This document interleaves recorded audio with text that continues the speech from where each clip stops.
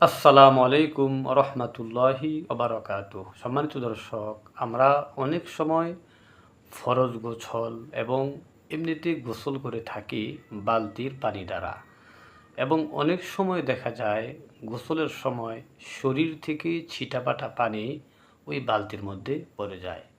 এখন প্রশ্ন হলো, যদি কেউ গোসল করার সময় শরীর থেকে ছিটাপাটা পানি বালতির মধ্যে পড়ে যায়, তবে সেই বালতির পানি দ্বারা গোসল করলে পবিত্রতা অর্জন হবে কি? তার উত্তর হলো যে হ্যাঁ।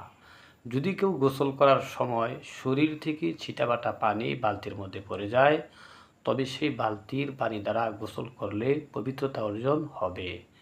কারণ গোসল ফরজ অবস্থায় শরীরে বাহ্যিক কোনো নাপাকি লেগে না থাকলে শরীরে স্পর্শ করা পানিটা নাপাক নয়, বরং সেই পানিটা মায়ে মুস্তামাল তথা ব্যবহৃত পানির অন্তর্ভুক্ত।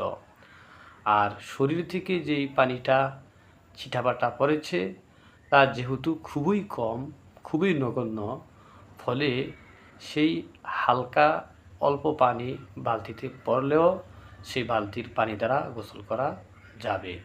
এই মশালাটি ফাতাওয়ে স্বামী, খোলাসাতুল ফাতাওয়া, বাদায়ুস সনায়ে সহ ফাতাওয়ার বিভিন্ন কিতাবে উল্লেখ রয়েছে।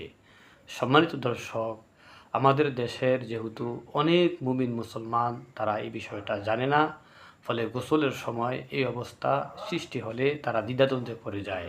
ফলে আমরা মাসালাটা শেয়ার করে দিব, যাতে প্রত্যেকটা মুসলমান জেনে সে মোতাবেক আমল করতে পারে।